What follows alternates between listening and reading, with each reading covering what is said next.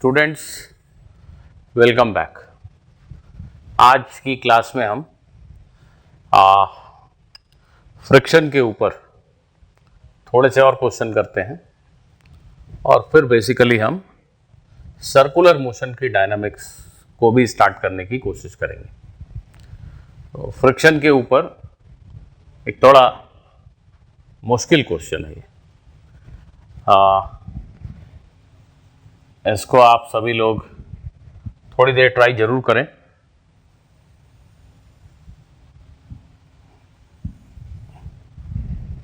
ये एक incline surface है।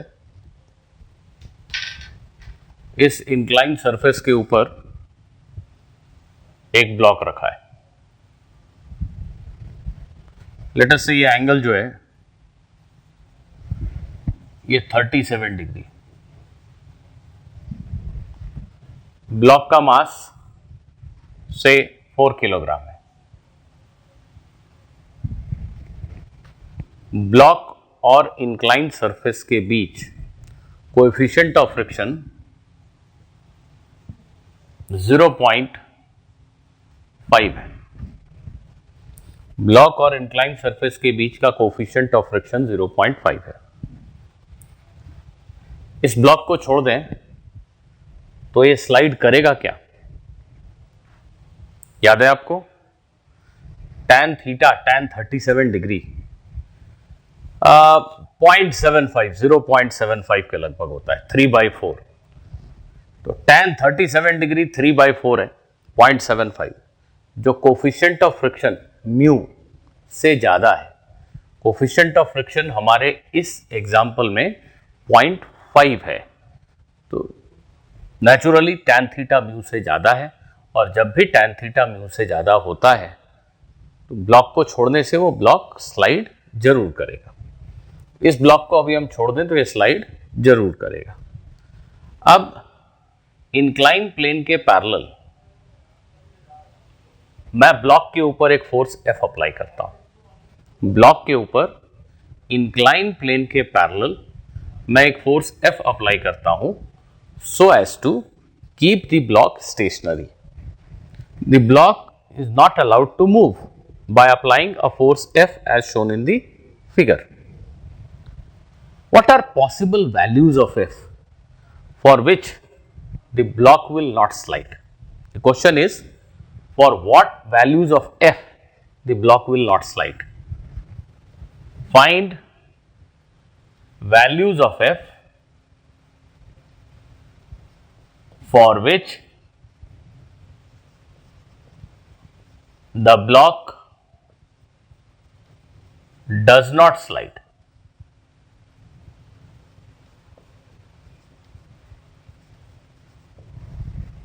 Find the values of applied force F for which the block will not slide. आप चाहें नहीं बल्कि करें, वीडियो को पॉज करें, क्वेश्चन को एक ट्राई तो जरूर करें। मैंने लिखा है for what values of f. I am giving you a hint कि there are more than one possible values of f for which the block will actually not slide on this incline.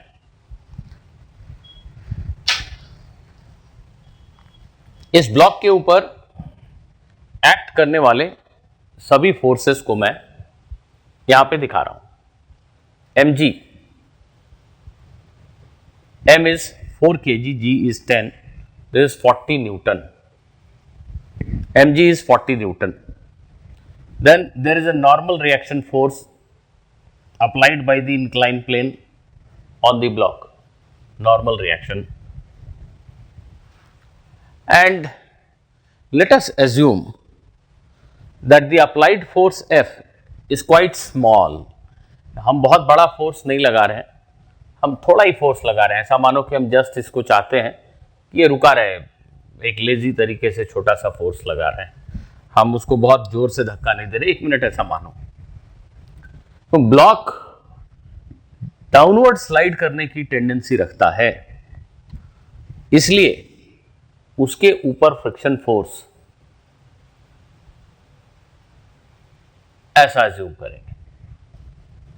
हम अभी जो force apply कर रहे हैं थोड़ा सा, just little bit, इतना फोर्स लगा रहे हैं जिससे कि वो जस्ट स्लाइड ना कर सके। एक्चुअली में सिचुएशन क्या है, 1 मिनट के लिए अगर आप इस फोर्स को भूल जाएं तो ये ब्लॉक नीचे की तरफ स्लाइड करता है, जिसकी वजह है mg का जो कंपोनेंट है mg साइन थीटा। इस डायरेक्शन में mg का कंपोनेंट क्या होता है 40 sine theta, mg sine theta 40 sine 37 degree, sine 37 degree 0.6 24 newton. mg का कंपोनेंट इस डायरेक्शन में 24 न्यूटन है, mg का कंपोनेंट इस डायरेक्शन में 40 cos 37 डिग्री, cos 37 डिग्री कितना होता है 0.84 बाय 5, 0.8 इंटू 40 32 न्यूटन है। देखो अगर हम फोर्स न लगाएं, ये जो फोर्स दिखाया गया है ये ना हो, तो ये ब्लॉक स्लाइड करेगा, जिसकी वजह है कि ये जो 24 न्यूटन का फोर्स है ये फ्रिक्शन की पीक वैल्यू से बड़ा है। चलो एक बार वेरीफाई कर लेते हैं। फ्रिक्शन की maximum possible value normal reaction पे डिपेंड करती है। इस क्वेश्चन में एक सिंपल ऑब्जर्वेशन से हमें समझ में आ जाता है कि नॉर्मल रिएक्शन तो 32 न्यूटन ही होगा, नॉर्मल रिएक्शन तो 32 न्यूटन ही होगा। ऐसा न्यूटन लिख देता हूं, कंफ्यूज हो जाते हैं हम एन से, n for normal reaction. Okay, तो normal reaction force definitely 32 newton के बराबर है, क्योंकि ये ब्लॉक ऐसा तो मूव नहीं करने वाला। इसलिए फ्रिक्शन फोर्स की लिमिटिंग वैल्यू, मैक्सिमम वैल्यू जो म्यू इंटू एन होती है, वो इस एग्जाम्पल में 0.5 इंटू 32, 0.5 इंटू 32 16 न्यूटन होगी। फ्रिक्शन फोर्स की बड़ी से बड़ी वैल्यू जो इस क्वेश्चन में हो सकती है वो 16 न्यूटन है। Friction force cannot be larger than 16 Newton. Now the component of mg down the incline is 24 newton. mg का कंपोनेंट इंक्लाइन प्लेन के तरफ डाउनवर्ड 24 न्यूटन है, फ्रिक्शन की बड़ी से बड़ी वैल्यू 16 न्यूटन है।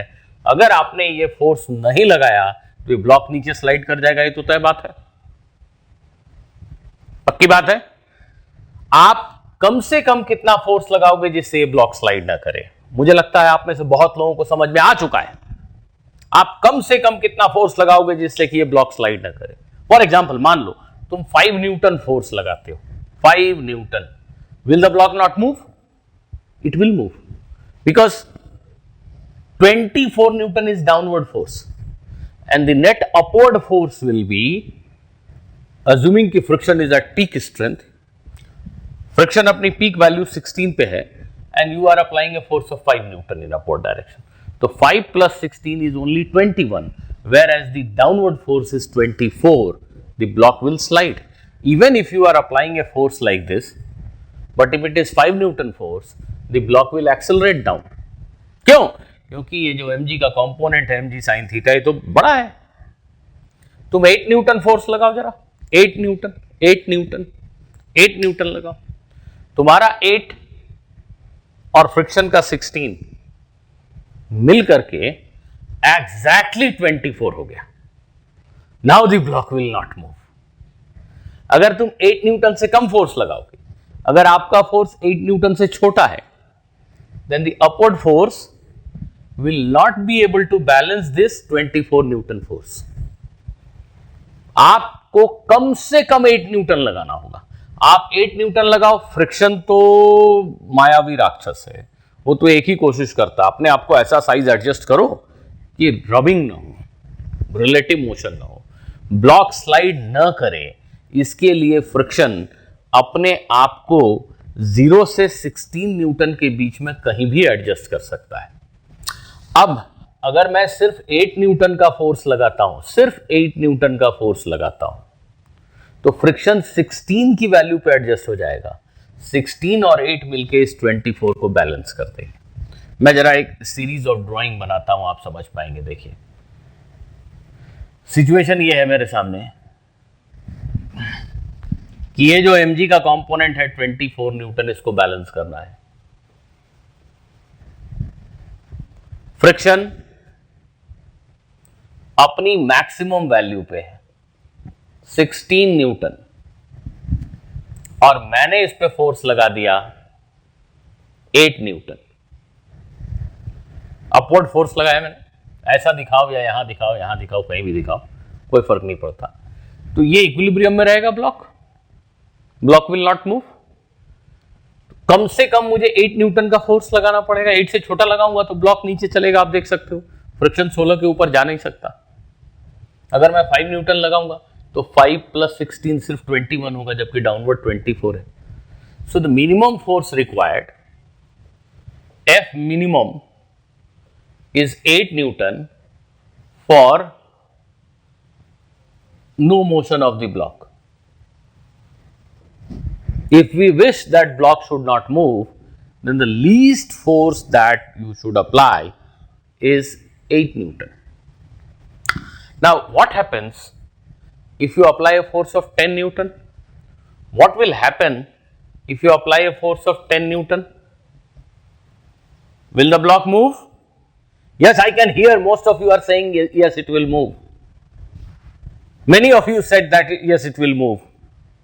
Please look at it carefully. If you apply a force of 10 Newton, then also the block will not move. Why? Am I making some mistake? No. If you apply a force of 10 Newton, friction is a self-adjusting force. Now friction will no longer be equal to 16 Newton.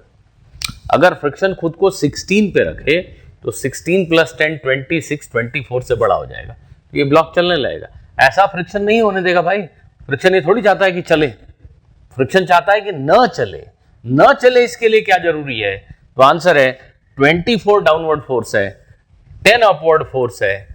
Friction खुद को सिर्फ और सिर्फ 14 Newton पे adjust कर लेगा। 14 + 10 24। ये friction की लिमिटिंग वैल्यू है, ये इसकी मैक्सिमम पॉसिबल वैल्यू है। इसका ये मीनिंग नहीं होता कि फ्रिक्शन हर समय यही होगा। It will depend on the situation. To ensure no motion, friction can adjust itself anywhere between 0 to 16 newton. So if you apply a force of 10 Newton, friction will adjust itself to 14 Newton, so that 14 + 10 is exactly equal to 24 Newton. Now, suppose you increase your force and there is mg sin theta, right? 24 Newton, and the applied force, let us say you increase it to 24 Newton. Suppose the applied force is 24 Newton. You are pushing it up with a force of 24 Newton. Now what will happen to friction? What will happen to friction? Believe it or not, friction will adjust itself to 0. Friction will adjust itself to 0. There will be no friction force acting on the block. Yes, there will be no friction force acting on the block. Friction force को पहचानता थोड़ी है, ये mg का component है और ये तुमने लगाया, ऐसा नहीं जानता वो। फ्रिक्शन को 1 मिनट दिमाग से हटा दो, सोचो फ्रिक्शन नहीं है, नहीं है, 1 मिनट सोचो नहीं है, क्या ये ब्लॉक चलेगा? 24 newton upward force and 24 newton downward force, will it move? Answer is no, net force is 0। अब अगर सरफेस रफ है तो भी ये ब्लॉक चलने की टेंडेंसी ही नहीं रखता है, तो फ्रिक्शन होगा क्यों? यहां टेबल के ऊपर, मेरे सामने टेबल के ऊपर ये रिमोट रखा हुआ है, ऐसा रखा हुआ है, क्या अपने आप इस पे फ्रिक्शन लगने लगेगा? नहीं। जब इस पे एक नेट फोर्स होगा, बाहर से एक फोर्स होगा, जब तुम इसको पुश करोगे ये चलने की टेंडेंसी रखेगा, तब तो फ्रिक्शन होगा। अभी सिचुएशन ये है कि ये ब्लॉक जो है इन दोनों फोर्सेस की वजह से इस पे नेट फोर्स 0 है, it has no tendency of motion. Why there will be friction? There is no friction. Friction will adjust itself to 0. Very important. Friction will adjust itself to 0. In this case, friction will adjust itself to its peak value of 16 Newton. What does it mean? If you apply a force of 24 Newton, friction will be 0. If you apply a force of 22 Newton, friction will be 2 Newton. 22 plus 2 is 24. If you apply a force of 20 Newton, friction will be 4. 20 plus 4, 24. If you apply a force of 18 Newton, then friction will be 6. 6 plus 18, 24. If you apply a force of 10 Newton, friction will be 14 Newton. If you apply a force of 12 Newton, friction will be 12 Newton. If you apply a force of 14 Newton, friction will be 10. If you apply a force of 16 Newton, friction will be 8. Isn't it? If you apply only a force of 8 Newton, friction will be at its peak strength of 16. If you apply a force of 6 Newton, friction will not be able to hold the block.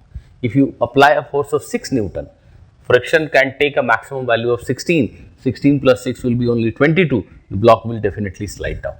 So if you want that block does not slide, you can apply a force. अभी तक जो हमारी understanding है, we have to apply a minimum force of 8, and of course we can go on increasing our force. If we make our force 24, friction will adjust itself to 0. There will be no motion. Now the most important and interesting part, what if I increase my force beyond 24? What happens if I apply a force that is equal to, let us say, 30 Newton? What will happen if you apply a force of 30 Newton? Yes, most of you have just said that the block will start moving. Dear friends, you are again wrong. If you said that block will start moving, you are wrong. If you said it will not move, of course you are right. So this is the situation now. You are applying a force of 30 Newton. The force which is trying to move this body down is 24 Newton, mg sin theta. Now once again think, had there been no friction, what would have happened? This body would have accelerated upward. अगर friction नहीं होता तो क्या ये block अभी भी नीचे फिसलेगा? नहीं, ये ऊपर चलेगा, because net force acting on the block is in upward direction. 30 Newton is certainly larger than 24 Newton. Had there been no friction, the block would have moved up the inclined plane. So what will friction do if it is there? Friction now will change its direction. Now friction will be down the incline. Can you get it? Because this body has a tendency to go up, why will friction be directed upward?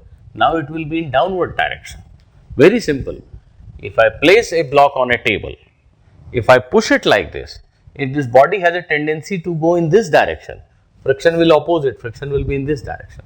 But if you push the body in this direction, if a body has a tendency to move this way, friction will change its direction, it will be in that direction. If a body has a tendency to move this way, then friction will oppose it, friction will be in this direction. So direction of friction will be decided according to tendency of the body to move. This body certainly has a tendency to climb up the inclined plane because this 30 Newton is larger than 24 Newton. So in this particular case, friction force will be directed down the incline, and of course this friction can adjust itself anywhere from 0 to 16 to prevent motion. It can adjust itself from 0 to 16, any value between 0 to 16 so as to prevent motion. So in this particular case, the value of friction needed is 6 Newton. So friction force, if it adjusts itself to 6 Newton, then of course this body will not move. There is no chance of its moving. Friction cannot be 16 Newton. 16 plus 24 will become 40. So, if a body is having a tendency to go up, it cannot start moving down because of friction. It never happens. Friction will try as far as possible to prevent the motion. Now, what happens if you increase your force to, let us say,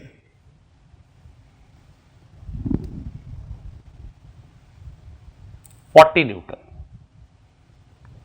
You go on increasing your force, applied force. This mg sin theta is 24 Newton. So, now the difference is 16, and for sure the friction force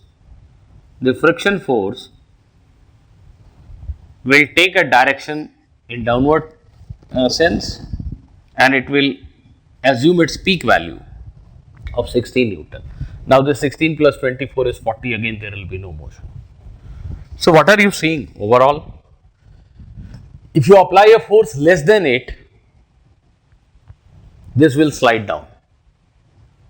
8 Newton is the minimum force needed to prevent this body from sliding down. Go on increasing the force, 8, 10, 12 Newton, 16 Newton. Go on increasing the force. Friction will start decreasing. If I am applying 16 Newton force, then friction will be 8. 16 plus 8 is 24. If you apply a force of 24 Newton, friction will be at 0. So, if you increase your force from 8 Newton to 10 to 16 to 20 to 24, friction begins to decrease. When you apply a force of 24 Newton, friction is 0. Thereafter, if you keep on increasing your force beyond 24, friction will flip its direction. Now, friction will not be in this direction, it will be in this direction. So, you go on pushing hard, you go on increasing your force, now friction will start increasing. Now, in this particular case, friction is at its peak value, 16, it cannot go beyond that. So, 16 plus 24 is the maximum force which will act on this block in downward direction. So, 40 Newton is the maximum possible downward force. To balance that, you need to apply 40 Newton force. So, when you apply a force of 40 Newton, friction is 16 in downward direction, there is no motion. What happens if your force is greater than 40 Newton? If you apply 44 Newton force, what will happen? Now, friction cannot increase beyond 16. So, sum of these two forces cannot be higher than 40. If you apply a force of 44 Newton, the block will start moving up. So, what is your final conclusion? We can conclude that the block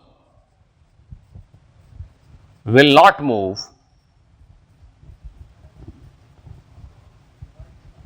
if the applied force is anywhere from 8 Newton to 40 Newton. Anywhere from 8 Newton to 40 Newton, anywhere. So, students, I hope that you have understood this, that there will be no motion if applied force is anywhere from 8 Newton to 40 Newton. Let me also write down that if applied force is less than 8 Newton, if you apply a force of less than 8 Newton, block will slide down.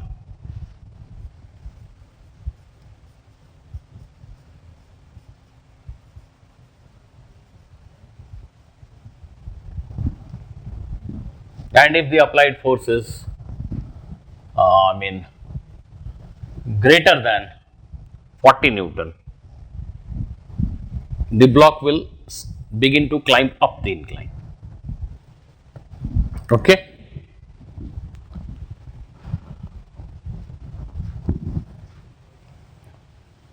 There is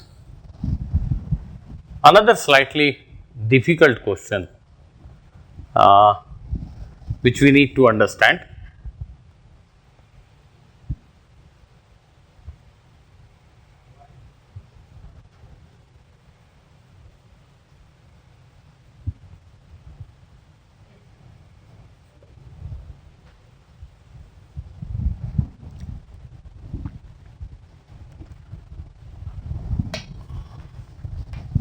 Suppose there is a truck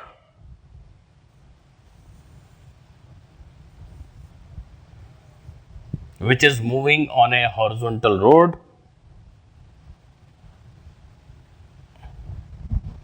and there is a block placed on the truck, a block or a box, heavy box, whatever it is.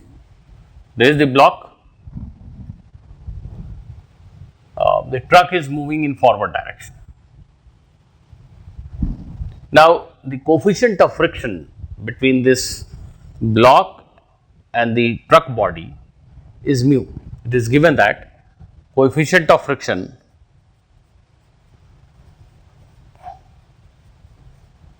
between the block and the truck body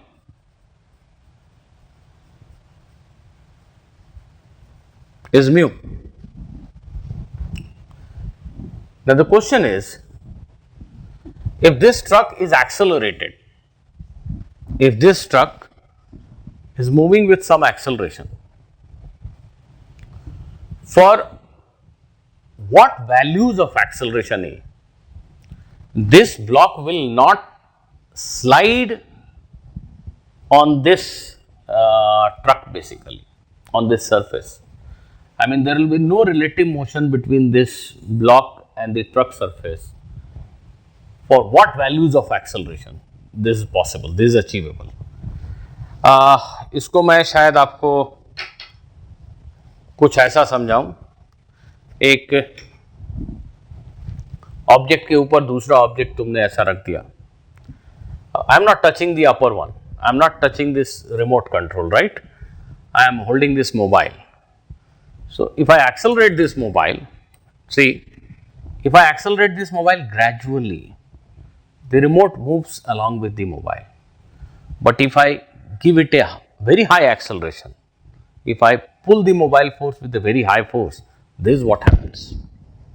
The blocks, this remote control slides over it, it slips over it. When the acceleration of the mobile phone is small, the two move together. But if I try to move this mobile phone with a very high acceleration, it slides. That means mobile, because I am pulling it, it can move with any acceleration. If I apply a very high force, this will certainly move with very high acceleration. But this object is not being pulled by me. I am not applying any force on this object. So, how this object is moving in forward direction? We understand that this mobile phone, this phone is applying a friction force on this remote, on this object. So, when this mobile is pulled, it accelerates because of the external force, but this object moves because of friction applied by this mobile phone on this object. The friction causes this object to move. The friction causes this object to move. Friction causes this object to accelerate. अगर friction नहीं होता, please समझिए, मैंने mobile को पुल किया, खींचा, इसको किसी ने नहीं खींचा, ये यहीं छूट जाता है और ये मोबाइल आगे चला जाता है, गिर जाता है. अगर इन दोनों के बीच फ्रिक्शन ना हो, मोबाइल को तो मैं पुल कर रहा हूं, इसको कौन पुल कर रहा है? कोई नहीं. फ्रिक्शन है, मोबाइल ने इस पर फ्रिक्शन लगाया, इसलिए ये साथ चलता है. अगर फ्रिक्शन नहीं होता, ये जहां था वहीं रह जाता और ये निकल जाता. अगर इस ट्रक और इस बॉक्स के बीच में फ्रिक्शन ना हो तो ट्रक आगे चली जाएगी, ये बॉक्स यहीं गिर जाएगा, बॉक्स यहीं रह जाएगा, ट्रक आगे निकल जाएगा. बिकॉज इन दोनों के बीच में फ्रिक्शन है. ट्रक पे कौन फोर्स लगा रहा है? उसका इंजन ऑपरेट हो रहा है, इसलिए टायर के ऊपर फ्रिक्शन फोर्स एक्ट कर रहा है और ट्रक आगे चल रहा है, ठीक है. लेकिन इस बॉक्स के ऊपर कौन फोर्स अप्लाई कर रहा है? इस बॉक्स के ऊपर सिर्फ और सिर्फ एक ही फोर्स है, वो है फ्रिक्शन, जो इसको चला सकता है. जो फोर्स इस बॉक्स को ड्राइव कर सकता है वो फोर्स है ये फ्रिक्शन. ट्रक की बॉडी बॉक्स के ऊपर एक फ्रिक्शन फोर्स अप्लाई कर रही है, जिसकी वजह से बॉक्स आगे जाएगा. इस मोबाइल की सरफेस इस रिमोट के ऊपर एक फ्रिक्शन अप्लाई कर रही है. लेकिन फ्रिक्शन की एक लिमिट होती है. हम सभी जानते हैं कि फ्रिक्शन की एक पीक वैल्यू होती है. फ्रिक्शन एक सर्टेन मैक्सिमम लिमिट के ऊपर हो ही नहीं सकता. इस ऑब्जेक्ट को मैं बहुत बड़ा एक्सेलरेशन दे सकता हूं. मैं फोर्स अप्लाई कर रहा हूं, मैंने बहुत बड़ा फोर्स अप्लाई किया तो ये इसका एक्सेलरेशन बहुत बड़ा है. लेकिन इसका एक्सेलरेशन बहुत बड़ा नहीं हो सकता. क्यों? क्योंकि इसको चलाने वाला फोर्स फ्रिक्शन है और उसकी एक मैक्सिमम वैल्यू है, लिमिट है उसकी, उस लिमिट के ऊपर वो जा नहीं सकता। इस बॉडी के ऊपर जो फ्रिक्शन लग रहा है उसकी एक सर्टेन अपर लिमिट है, उस वैल्यू के ऊपर फ्रिक्शन हो नहीं सकता, तो नेचुरली इसका एक्सेलरेशन एक सर्टेन वैल्यू के ऊपर नहीं हो सकता। लेकिन इसका एक्सेलरेशन मैं जितना फोर्स लगाऊंगा, जितना बड़ा फोर्स लगाऊंगा, उतना बड़ा एक्सेलरेशन होगा। पर इसके एक्सेलरेशन को बहुत बड़ा करने की गुंजाइश ही नहीं है, क्योंकि इसका एक्सेलरेशन इसके फ्रिक्शन पे डिपेंडेंट है। फ्रिक्शन एक सर्टेन लिमिट तक बढ़ सकता है, इस पे जो फोर्स फ्रिक्शन लग रहा है वो एक सर्टेन लिमिट तक बढ़ सकता है, मींस इसका एक्सेलरेशन एक सर्टेन लिमिट तक जा सकता है। तो जब मैं इसको बहुत बड़े एक्सेलरेशन से चलाता हूं तो फ्रिक्शन इसको उतना बड़ा एक्सेलरेशन दे नहीं पाता और ये स्लाइड कर जाता है। स्लाइड करने का मतलब ये कम एक्सेलरेशन से चल रहा है और ये ज्यादा एक्सेलरेशन से चल रहा है, या 1 मिनट मानो ये नहीं चल रहा है और नीचे वाला ब्लॉक बहुत बड़े एक्सेलरेशन से चल रहा है, निकल गया, ये स्लाइडिंग हुई। अगर दोनों ऐसे साथ चल रहे हैं, there is no slipping, there is no sliding. Friction यही चाहता है कि दोनों साथ चले, रबिंग ना हो। फ्रिक्शन यही कर भी रहा है, फ्रिक्शन ही इसको आगे पीछे लेके जा रहा है इसके साथ। लेकिन जब इसका एक्सेलरेशन बहुत बड़ा हो तो फ्रिक्शन फिर इसको उतना बड़ा एक्सेलरेशन नहीं दे पाता और ये स्लाइड कर जाता है। ये बेचारा जहां है वहीं रह जाता है या छोटे एक्सेलरेशन से चलता है, जबकि नीचे वाला ऑब्जेक्ट बहुत हाई एक्सेलरेशन से आगे निकल गया, तो स्लाइडिंग होती है। तो स्लाइडिंग होगी डेफिनेटली अगर एक्सेलरेशन एक लिमिट के ऊपर हुआ। तो क्वेश्चन में यही पूछा गया आपसे, find maximum value maximum value of acceleration A so that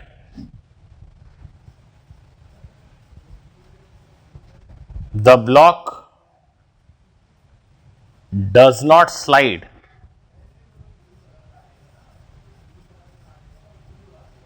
on the truck। वो ट्रक के साथ साथ ही चलता है। ऐसा हम बाहर से बैठ के देख रहे हैं तो हमें लग रहा है जैसे बॉक्स को यहाँ बांध दिया गया हो या फेविकोल से चिपका दिया गया हो, बिल्कुल ट्रक के साथ चल रहा है। ऐसा हो, इसके लिए एक्सेलरेशन बहुत बड़ा नहीं होना चाहिए। एक्सेलरेशन मैक्सिमम कितना हो, बड़ा से बड़ा इसका क्या वैल्यू पॉसिबल है जिसपे ये बॉक्स इस पे स्लाइड नहीं करेगा, दोनों साथ ही चलेंगे। What is the upper limit of acceleration A so that the block does not slide? What is the upper limit of acceleration A so that the block does not slide?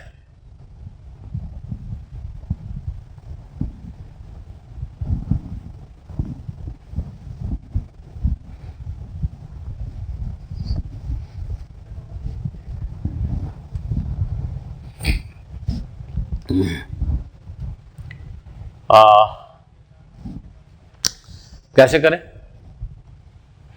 इस block को देखिए, block के ऊपर focus कीजिए, forget about truck. इस block के ऊपर इसका वेट एक्ट कर रहा है, नॉर्मल रिएक्शन फोर्स एक्ट कर रहा है और फ्रिक्शन फोर्स एक्ट कर रहा है। फ्रिक्शन आगे होगा ना, ये तो समझ में आता है। ट्रक अगर ए एक्सेलरेशन से आगे जा रहा है, ट्रक का एक्सेलरेशन ए फॉरवर्ड डायरेक्शन में है, इस ब्लॉक को फ्रिक्शन इंश्योर करेगा कि वो भी ट्रक के साथ चले। फ्रिक्शन आगे होगा, उसकी कोशिश यही है कि ये इस पे रब ना करे। अगर फ्रिक्शन पीछे लगने लगे, 1 मिनट मान लो, 1 मिनट, तो ब्लॉक का एक्सेलरेशन पीछे, ट्रक का आगे, तो जबरदस्त रबिंग होगी ना। फ्रिक्शन ऐसा नहीं चाहता, फ्रिक्शन चाहता है दोनों साथ चले। Friction wants to prevent relative motion, friction wants to prevent rubbing between two surfaces, sliding नहीं होने देना चाहता। तो ट्रक अगर ए एक्सेलरेशन से चल रहा है, ठीक है, वो चलेगा क्योंकि उस पर कोई बाहर से फोर्स लग रहा है। ये ऑब्जेक्ट सिर्फ और सिर्फ फ्रिक्शन फोर्स की वजह से आगे मूव कर रहा है, और हम सभी देख सकते हैं कि जो फ्रिक्शन फोर्स है उसकी लिमिटिंग वैल्यू, उसकी मैक्सिमम वैल्यू है म्यू mg। ये जो बॉक्स है इसके ऊपर जो बड़ा से बड़ा फ्रिक्शन हो सकता है वो म्यू mg है। इसका मीनिंग ये हुआ maximum possible acceleration of the block is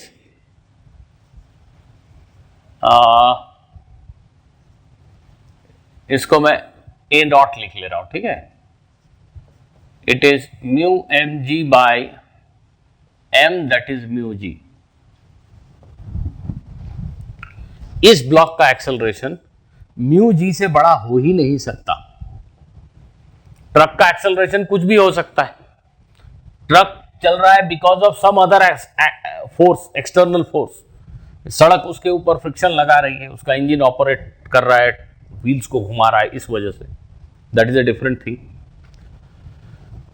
truck क्यों एक्सेलरेट हो रहा है ये नहीं सोचना है मुझे, ठीक है। तुम पीछे से उसे धक्का दे रहे हो इसलिए एक्सेलरेट हो रहा है। तुम बहुत बड़े फोर्स से धक्का दोगे तो उसका एक्सेलरेशन बहुत बड़ा हो सकता है। There is no limit to acceleration of the truck in context of this question.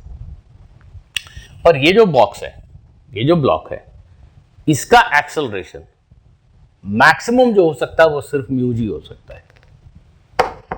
इसको आगे लेकर जाने वाला एक ही फोर्स है, friction.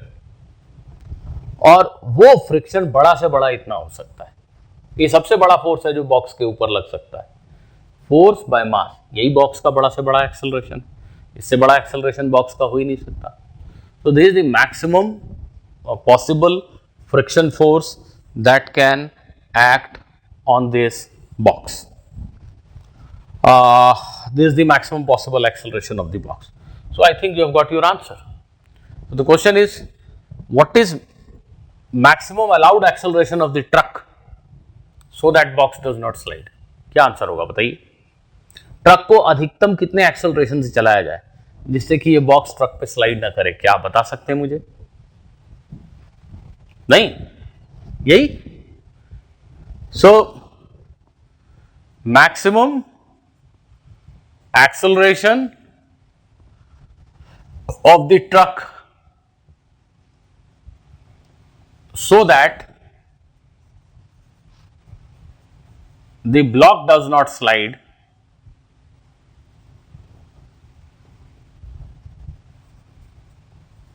is A naught mu g. ऐसे नंबर में शायद बोलने से आपको आसान लगेगा। लेट अस से कोफिशिएंट ऑफ फ्रिक्शन है 0.5, 0.5 इंटू 10, 5 मीटर पर सेकेंड स्क्वायर। इसका मीनिंग ये हुआ कि ये जो बॉक्स है इसका मैक्सिमम पॉसिबल एक्सेलरेशन है 5 मीटर पर सेकेंड स्क्वायर। 5 से ज्यादा एक्सेलरेशन बॉक्स का हो ही नहीं सकता। अगर आप ट्रक को 6 के एक्सेलरेशन से चलाओगे, 6 मीटर पर सेकेंड स्क्वायर, तो ट्रक तो 6 के एक्सेलरेशन से चलेगी, लेकिन ये बॉक्स 6 के एक्सेलरेशन से नहीं चल सकता। तो ट्रक आपका जो लोअर ऑब्जेक्ट है वो 6 के एक्सेलरेशन से भाग रहा है, और ये जो ऊपर वाला ऑब्जेक्ट है उसका एक्सेलरेशन थोड़ा कम है, 5 है, तो वो पीछे हो जाएगा ना, ये पिछड़ जाएगा ना। दैट मीन साफ रबिंग होगी ना, ट्रक ज्यादा जल्दी आगे निकल जाएगा, जबकि ये ऑब्जेक्ट उतनी जल्दी आगे नहीं जा पाएगा। तो थोड़ी देर में हम क्या देखेंगे कि ये बॉक्स पीछे गिर गया, क्योंकि ये जो ट्रक की बॉडी है वो उसके नीचे से धीरे धीरे सरक गई। ये भी आगे चल रहा है, ये भी आगे चल रहा है, पर ये स्लो है, ये फास्ट है। इसका एक्सेलरेशन 5 है, इसका 6 है, तो धीरे धीरे ये ज्यादा आगे चला जाएगा और ये गिर जाएगा। ये रबिंग हो रही है, ये रबिंग हो रही है। रबिंग नहीं हो रही है कहेंगे जब दोनों का एक्सेलरेशन सेम है, दोनों साथ चल रहे हैं, बिल्कुल कोई रबिंग नहीं हो रही है। लेकिन नीचे वाला ऑब्जेक्ट अगर फास्ट निकल गया तो रबिंग हुई ना। तो ट्रक का एक्सेलरेशन अगर आपने 6 कर दिया, 7 कर दिया, 8 कर दिया, तो डेफिनेट रबिंग होगी। हम चाहते हैं कि रबिंग ना हो, स्लाइडिंग ना हो। इसके लिए हमें देखना होगा कि ट्रक का एक्सेलरेशन 5 से बड़ा ना हो। इसका maximum possible acceleration mu G, mu की वैल्यू हम बोल रहे हैं मान लो 0.5, तो ब्लॉक का मैक्सिमम पॉसिबल एक्सेलरेशन 5 है। अब ट्रक अगर 4 के एक्सेलरेशन से चलाया जाए, अच्छी बात है। फ्रिक्शन इतना ताकतवर है कि वो इस बॉक्स को 5 तक एक्सेलरेशन दे सकता है, 5 मीटर पर सेकेंड स्क्वायर तक। इसका मतलब ये नहीं कि फ्रिक्शन उसको 5 ही देगा, ऐसा तो कभी जादू किसी ने देखा ही नहीं आज तक। इसके ऊपर इसको रख के जब चलाया तो ये आगे चला गया और ये पीछे छूट गया, ऐसा तो नहीं देखा है। मैं इस लाल ऑब्जेक्ट को खींचूं और हमने देखा कि ये आगे निकल गया, ऐसा तो नहीं होता है। This cannot go faster than this. वो बॉक्स ट्रक से फास्ट तो नहीं जा सकता ना, ये तो पक्की बात है ना। तो अगर तुम ट्रक को सिर्फ 4 के एक्सेलरेशन से चलाओगे तो फ्रिक्शन खुद को थोड़ा छोटा कर लेगा, वो अपनी पीक वैल्यू पे नहीं होगा। फ्रिक्शन ये इंश्योर करेगा कि ये भी 4 के एक्सेलरेशन से चले, दोनों साथ चले तभी फ्रिक्शन खुश होता है। अगर आप ट्रक को 3 के एक्सेलरेशन से चलाओगे तो फ्रिक्शन खुद को और छोटा कर लेगा, इस बॉक्स को भी 3 का एक्सेलरेशन देगा, so that there is no rubbing, दोनों साथ चले। आप ट्रक को 1 के एक्सेलरेशन से चलाओगे, फ्रिक्शन खुद को और छोटा कर लेगा, इसका भी एक्सेलरेशन 1 होगा, दोनों साथ चलेंगे। अगर आप ट्रक को कोई एक्सेलरेशन नहीं दोगे 0, तो फ्रिक्शन खुद को 0 पे एडजस्ट कर लेगा, जिससे कि इसका भी कोई एक्सेलरेशन ना हो और फिर से दोनों साथ चले। अरे कुछ समझ में आ रहा है? अगर तुम ट्रक को इधर एक्सेलरेशन दोगे, इधर, जैसे कि चलते हुए ट्रक में ब्रेक लगा दिया, ड्राइवर ने जोर का ब्रेक लगाया, रिटार्डेशन, ट्रक जा उधर रहा है पर एक्सेलरेशन इधर। अब फ्रिक्शन फट से फ्रिक्शन अपने डायरेक्शन को फ्लिप कर लेगा। फ्रिक्शन की कोशिश है कि बॉक्स स्लिप न करे। अगर ट्रक का एक्सेलरेशन इधर हुआ तो बॉक्स का भी एक्सेलरेशन इधर करने की कोशिश करेगा। अगर ट्रक का एक्सेलरेशन 2 मीटर पर सेकंड स्क्वायर इधर है तो फ्रिक्शन अपने आप को इस तरफ ऐसी वैल्यू पे एडजस्ट करेगा जिससे कि ये बॉक्स का भी एक्सेलरेशन 2 मीटर पर सेकंड स्क्वायर इधर हो जाए। समझे? लेकिन अगर ट्रक को तुम 10 के एक्सेलरेशन से चलाओगे तो फ्रिक्शन उतना बड़ा हो ही नहीं सकता कि इसको 10 का एक्सेलरेशन दे। इसका एक्सेलरेशन 5 के बियॉन्ड जाएगा नहीं। ट्रक को 10 से चलाओगे, ट्रक 10 से चल सकता है, ये 5 से चलेगा, दोनों अलग अलग एक्सेलरेशन से चलेंगे, रबिंग होगी, कर्र की आवाज आएगी और ये बॉक्स थोड़ी देर में नीचे गिर जाएगा। तो स्लिपिंग ना हो इसके लिए ट्रक का बड़ा से बड़ा एक्सेलरेशन म्यू इनटू जी होना चाहिए। I hope you have understood this students. Friction पे हम आगे और भी क्वेश्चन करेंगे। सर्कुलर मोशन की डायनामिक्स में भी फ्रिक्शन इन्वॉल्व होगा कई क्वेश्चंस में। तो सबसे बेसिक बात यह कि हम अभी भी न्यूटन्स लॉज ऑफ मोशन पढ़ रहे हैं। ही पढ़ रहे हैं। पिछले कुछ क्लासेस से हम एक पर्टिकुलर फोर्स फ्रिक्शन के ऊपर ज़्यादा फोकस्ड हो गए थे।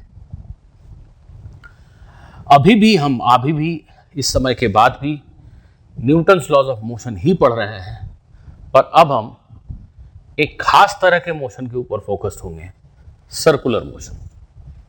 तो डायनामिक्स ऑफ सर्कुलर मोशन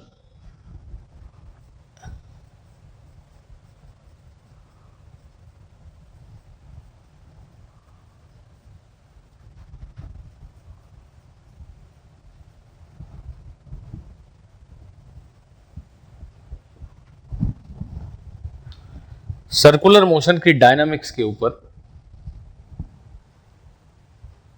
हम अपना ध्यान लेकर जाएंगे। इसमें आपको मैं पहले रिफ्रेश करा दूं, याद करा दूं कि काइनेमैटिक्स के चैप्टर में हमने सर्कुलर मोशन के बारे में कुछ जरूरी बातें पढ़ी थी, वो एक बार पहले याद करा देता हूं।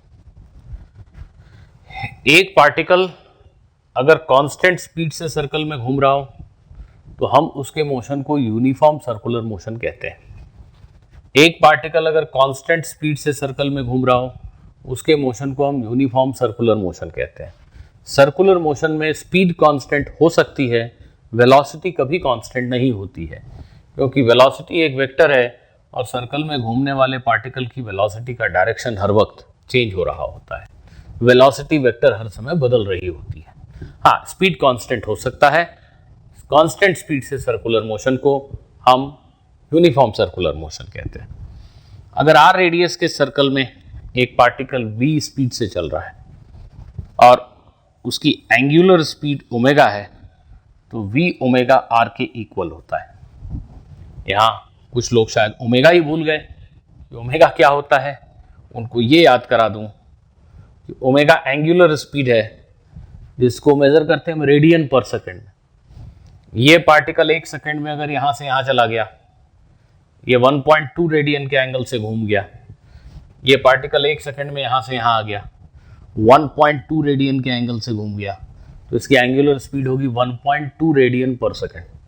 हर सेकंड में कितने एंगल से घूम गए, वो एंगुलर स्पीड है। एंगुलर स्पीड और लीनियर स्पीड में ये रिलेशनशिप होता है, v is equal to omega into R. Omega angular speed है रेडियन पर सेकंड में, आर रेडियस है, और v लीनियर स्पीड है मीटर पर सेकंड में। फिर हमने ये पढ़ा था कि यूनिफॉर्म सर्कुलर मोशन में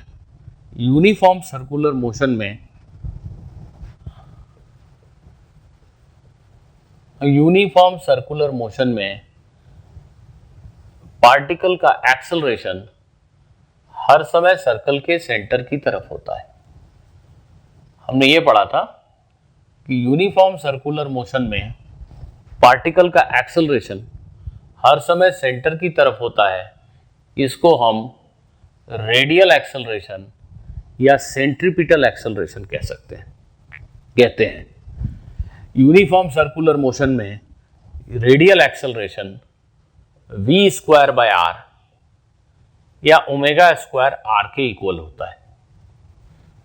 v की जगह अगर आप ओमेगा आर यहां सब्सटीट्यूट कर दें तो आपको ये मिलेगा। एक पार्टिकल अगर कांस्टेंट स्पीड से सर्कल में घूम रहा है तो उसके मोशन को हम यूनिफॉर्म सर्कुलर मोशन कहते हैं, और ऐसे सर्कुलर मोशन में पार्टिकल का एक्सेलरेशन हर समय सर्कल के सेंटर की तरफ होता है। एक्सेलरेशन की value v square by R या ओमेगा स्क्वायर आर के इक्वल होती है। इसको रेडियल एक्सेलरेशन या सेंट्रीपिटल एक्सेलरेशन कहते हैं। अब न्यूटन्स लॉ ऑफ मोशन पढ़ने के बाद, न्यूटन्स लॉज ऑफ मोशन पढ़ने के बाद हम ये समझते हैं कि किसी भी मास में एक्सेलरेशन प्रोड्यूस करने के लिए फोर्स का होना जरूरी है। Force is the cause of acceleration. तो कोई भी चीज सर्कल में घूमे तो उसके पास एक एक्सेलरेशन होता है। एक्सेलरेशन होगा तब जब उस पर कोई फोर्स लगे।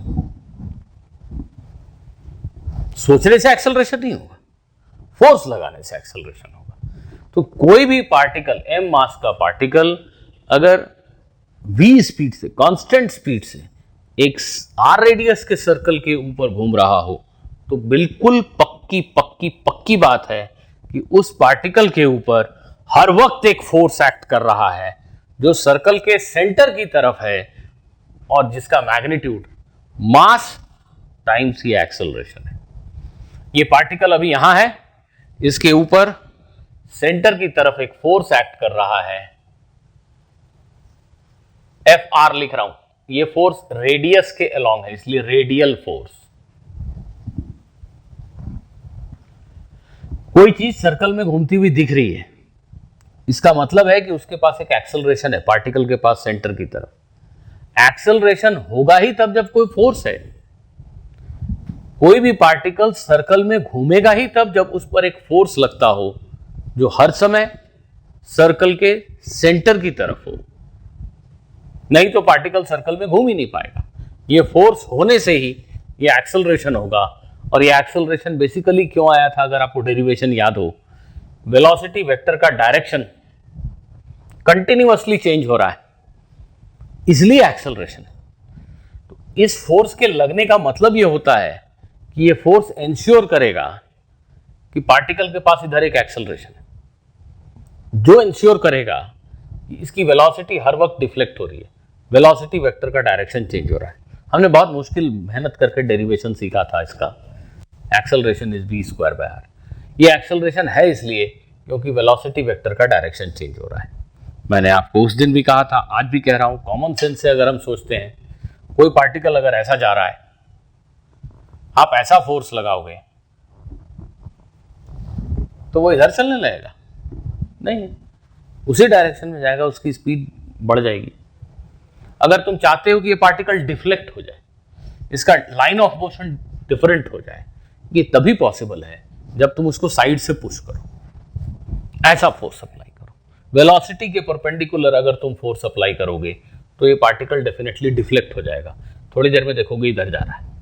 तो सर्कल में घूमने के लिए जरूरी है हर वक्त वेलोसिटी का डायरेक्शन चेंज हो उसके लिए जरूरी है हर वक्त वेलोसिटी के परपेंडिकुलर एक फोर्स हो। ये फोर्स अलग अलग सिचुएशन में, अलग अलग क्वेश्चन में अलग अलग फोर्स हो सकते हैं। आई मीन किसी क्वेश्चन में फोर्स फ्रिक्शन हो सकता है, किसी क्वेश्चन में रस्सी का टेंशन हो सकता है, किसी क्वेश्चन में ग्रेविटेशनल पुल हो सकता है, किसी क्वेश्चन में कोई स्प्रिंग फोर्स हो सकता है, किसी क्वेश्चन में नॉर्मल रिएक्शन का एक कंपोनेंट हो सकता है। जो आपने फोर्सेस के बारे में पढ़ा है उन्हीं में से कोई फोर्स है जो इस पार्टिकल पर इस तरफ एक्ट कर रहा है, उन्हीं में से कोई फोर्स है। उस फोर्स की वैल्यू कितनी है? अगर ये पार्टिकल कांस्टेंट स्पीड से सर्कल में चल रहा है तो उस फोर्स की वैल्यू कितनी है? आंसर है मास times acceleration.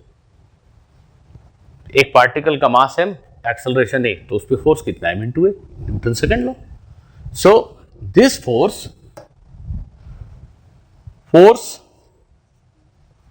acting on the particle towards the center of the circle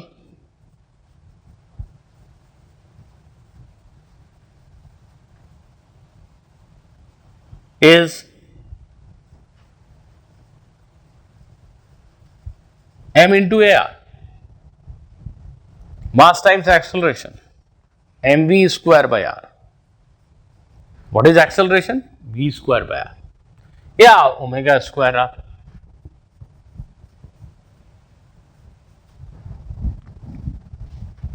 कोई भी पार्टिकल सर्कल में तभी घूम पाएगा जब उस पर सेंटर की तरफ एक फोर्स लगता हो, हर वक्त सेंटर की तरफ। व्हाट आई मीन टू से इज, जब ये पार्टिकल यहां पहुंच गया, इसकी वेलोसिटी इधर है, अब ये फोर्स इधर होना चाहिए। Force will keep changing its direction, it is always directed towards centre of the circle. ऐसे फोर्स को, because it is acting along the radius of the circle, हम रेडियल फोर्स कहते हैं, या हम इसको सेंट्रीपिटल फोर्स भी कहते हैं। Centre seeking, it is always directed towards centre, so this force is known as centripetal force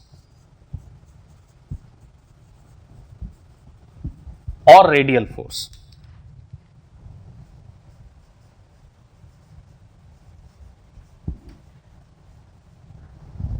ये इसका जैसे ही मैंने नाम लिखा, बड़ा फेमस, बड़ा पॉपुलर फोर्स लगने लगता है और यहां से मिसकॉन्सेप्शन जन्म ले लेता है।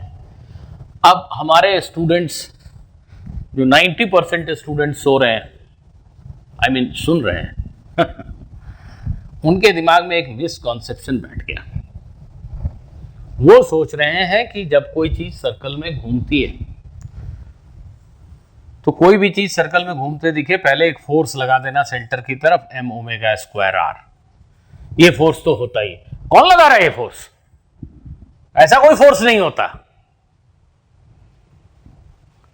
सर्कल में घूमता हुआ पार्टिकल आपने अपनी मर्जी से एक m ओमेगा स्क्वायर r लगा। भाई मैंने ये नहीं पढ़ाया। पार्टिकल सर्कल में घूम रहा है तो उस पर जो सेंटर की तरफ फोर्स होगा वो कौन होगा? किसी क्वेश्चन में नॉर्मल रिएक्शन हो सकता है, किसी क्वेश्चन में फ्रिक्शन हो सकता है, किसी क्वेश्चन में ग्रेविटेशनल फोर्स हो सकता है, किसी क्वेश्चन में स्प्रिंग फोर्स हो सकता है, किसी क्वेश्चन में इलेक्ट्रिक फोर्स हो सकता है। वो जो फोर्स सेंटर की तरफ तुम्हें दिख रहा है, जैसे किसी क्वेश्चन में नॉर्मल रिएक्शन दिख रहा है इधर, तो नॉर्मल रिएक्शन की value F is equal to ma, normal reaction की वैल्यू इतनी है। ये क्या है? m इंटू a लिखा है मैंने। फोर्स कौन है इधर? Normal reaction. किसी क्वेश्चन में फ्रिक्शन, किसी क्वेश्चन में रस्सी का टेंशन। वो फोर्स, उसकी वैल्यू कितनी है? m इंटू a, मतलब mv स्क्वायर बाय r। ये कोई नया फोर्स नहीं है। जो भी फोर्स सेंटर की तरफ लग रहा है, पहले से जो फोर्सेज आप जानते हैं उन्हीं में से कोई सेंटर की तरफ लग रहा है, उसकी value mv square by r होगी अगर पार्टिकल कांस्टेंट स्पीड से सर्कल में घूम रहा है। मैं ये कह रहा हूं, ठीक है? With the help of examples you will be able to understand this.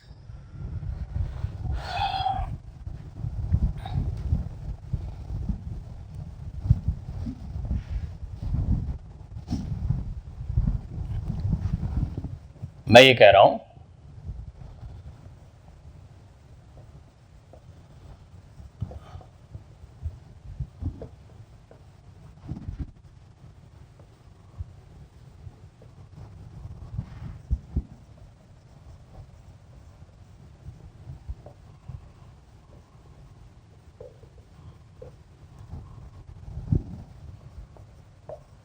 think of a smooth table. No table is smooth, but okay. Think of a smooth table.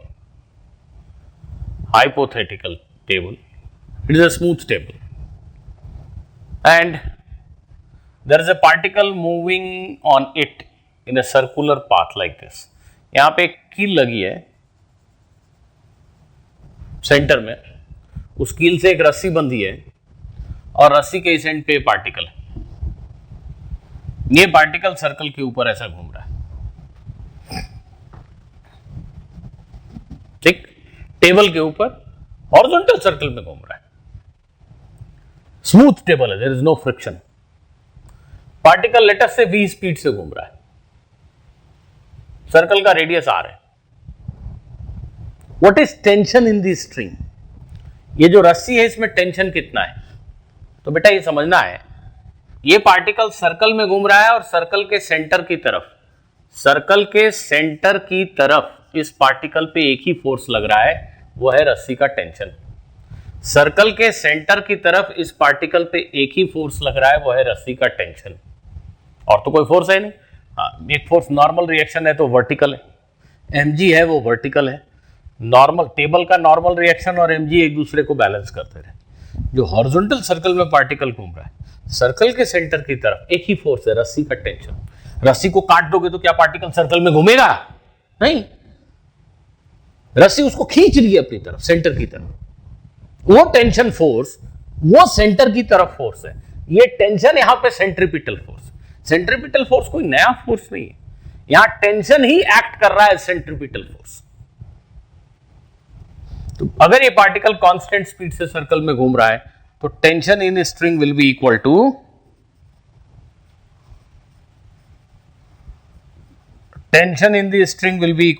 mv square by r. Am I right? Tension in the string will be equal to mv square by r.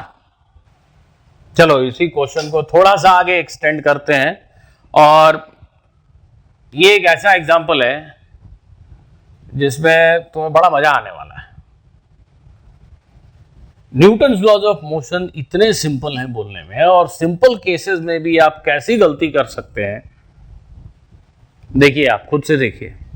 Same table, वही table है, smooth table, ठीक है। ये वही कील लगी है, are length के दो स्ट्रिंग है, ऐसा सोचिए।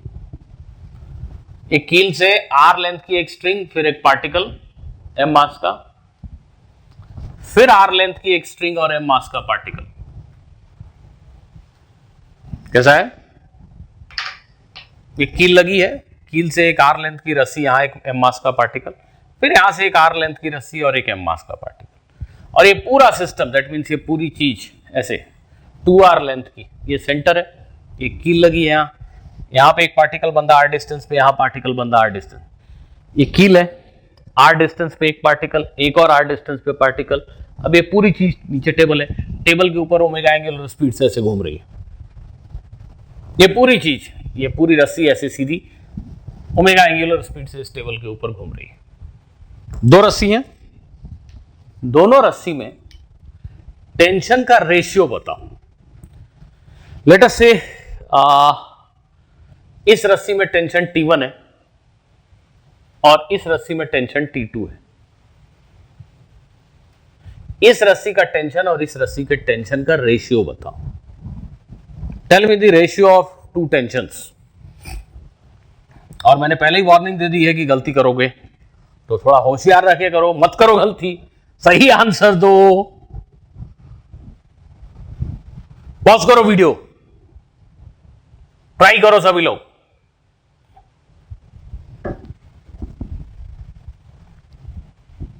चलो देखो, इस पार्टिकल के सर्कुलर मोशन को अगर ध्यान से देखें, इस पार्टिकल पर सर्कल के सेंटर की तरफ एक ही फोर्स है T1, इस रस्सी का टेंशन T1, और यह पार्टिकल 2r रेडियस के सर्कल के ऊपर ओमेगा एंगुलर स्पीड से घूम रहा है। इस पार्टिकल पर सेंटर की तरफ लगने वाला फोर्स है T1 और उसकी वैल्यू है m omega square into R. ये पार्टिकल 2r रेडियस के सर्कल पे घूम रहा है, m omega square 2r। First equation, यही T1 है। ये पार्टिकल 2r रेडियस के सर्कल पे घूम रहा है और एक ही फोर्स उसको ऊपर सेंटर की तरफ एक्ट कर रहा है, उस फोर्स का नाम है T1। ऐसे ही दूसरे पार्टिकल के लिए सोचो। क्या सोचा तुमने? तुमने सोचा इस पार्टिकल के ऊपर इस रस्सी का टेंशन T2 एक्ट कर रहा है सेंटर की तरफ, ये T2, और ये T2 must be equal to m omega square r. तुमने most of you, not all, और आप में से अधिकांश लोगों ने ऐसा ही सोचा कि ये tension T2 m omega square R के इक्वल है। यही गलती है, आप देखना भूल गए ठीक से इस पार्टिकल पे T1 भी एक्ट कर रहा है। भाई ये रस्सी है, दो पार्टिकल है, रस्सी इसको T1 फोर्स से खींच रही है तो इसको भी तो अपनी तरफ T1 फोर्स से खींच रही है। तो ये जो पार्टिकल है इस पे दो फोर्स है, T2 सेंटर की तरफ, T1 रेडियली आउटवर्ड बाहर की तरफ। ये पार्टिकल सर्कल में तभी घूम सकता है जब नेट फोर्स सेंटर की तरफ हो, मतलब T2 डेफिनेटली T1 से बड़ा है। तो हम क्या लिखेंगे? हम लिखेंगे T2 माइनस T1। ध्यान दीजिए, इस पार्टिकल पे टोटल फोर्स टुवर्ड सेंटर कितना है? T2 minus T1। ये T2 इस रस्सी का टेंशन माइनस T1 इस रस्सी का टेंशन, T2 माइनस T1, यही इस पार्टिकल के ऊपर नेट फोर्स है सेंटर की तरफ। तो T2 minus T1 will be equal to m omega square r। r radius के सर्कल में घूम रहा है। अब T1 की ये वैल्यू यहां सब्स्टिट्यूट कर दी अगर तुमने, T1 है 2m ओमेगा स्क्वायर r, इसको अगर यहां सब्स्टिट्यूट कर दिया, इसको इधर शिफ्ट कर दिया, तो T2 हो गया 3m omega square r। T1 है 2m ओमेगा स्क्वायर r और T2 है 3m ओमेगा स्क्वायर r। तो T1 बाई T2 जो रेशियो मैंने आपसे पूछा था वो हो गया 2/3। तो स्टूडेंट्स, अब हम नेक्स्ट क्लास में सर्कुलर मोशन के डायनामिक्स के कुछ और डिफरेंट केसेस को डिस्कस करेंगे। फ्रिक्शन पहली बार में समझना जरा मुश्किल होता है, आपको थोड़ी मेहनत मशक्कत प्रैक्टिस करनी पड़ेगी, तभी आप उसको ठीक से समझ पाओगे। तो लेक्चर्स के दौरान, फ्रिक्शन के लेक्चर्स के दौरान जितने एग्जाम्पल्स मैंने लिए, हो सके तो उन सबको दोबारा रिपीट करो, नोट्स देखो अपने और उन क्वेश्चंस को फिर से दोबारा करो, फिर कुछ सॉल्व एग्जाम्पल्स करो। इससे तुम्हारा कॉन्फिडेंस ग्रेजुअली बढ़ेगा, क्योंकि स्टैटिक फ्रिक्शन का सेल्फ एडजस्टिंग नेचर थोड़ा मुश्किल करता है शुरू में, बट थोड़े समय में हम फैमिलियर हो जाएंगे और सब आसान लगने लगेगा। This is what I hope. Thank you students, thank you very much.